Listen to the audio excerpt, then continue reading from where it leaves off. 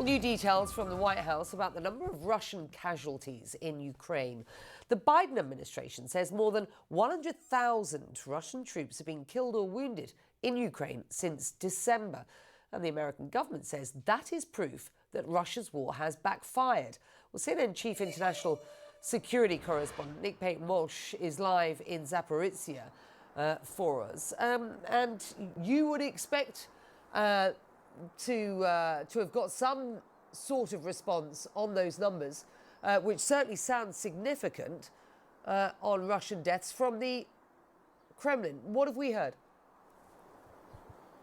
The Kremlin spokesperson Dmitry Peskov has told reporters that the White House has absolutely no way of being able to estimate Russian casualties, and that we should look to the last official statement from the Russian Ministry of Defense that just below 6,000 deaths is their latest statement. But look, John Kirby, the National Security Council spokesperson, when he gave this figure, it's suspiciously round, to be honest, said it was based on intelligence that had been downgraded, essentially declassified to the point where it could be released publicly, and then went on to give more details which make slightly more sense of it. 20,000 dead, he said. The remaining 80,000 are injured. That may be, we don't know, that may be the result of their assessment that for every person who dies, there are 4 people who are injured in a normal battlefield. That's certainly the ratio that NATO hopes to obtain in its operations. And at the same time, he said that half of those 20,000 dead were Wagner fighters. Now, that would probably locate them in the exceptionally grisly battle for Bakhmut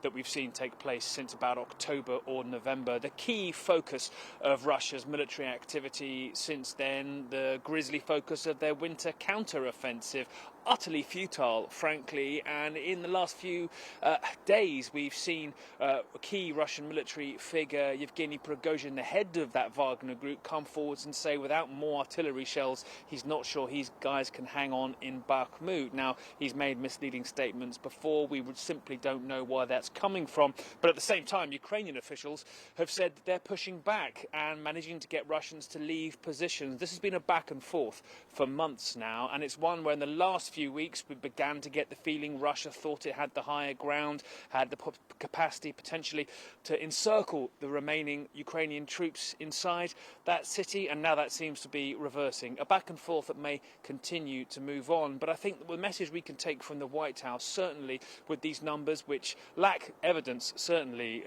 behind them, but do certainly speak of an appalling winter that Russia's had, is the fact that the Biden administration are very keen to informationally be behind this forthcoming Ukrainian counter-offensive. They're reminding the world how catastrophically bad Russia's decisions are on the battlefield, how their decision to fight for the symbolic but strategically not very useful city of Bakhmut has taken up what remaining resources they have. Becky, we've spoken to Russian convicts who were recruited directly by the Russian Ministry of Defense, sent to the front line to fight, injured, and then called us from hospital to say they were concerned about being sent back to the front line still injured. So they're really, it appears, straining the resources on a human level that they're sending to that front line, and that certainly speaks of desperation ahead of this Ukrainian counter-offensive, into which billions of dollars of NATO weaponry training and planning appear to have gone. A senior US official talking about how they had been training the Ukrainians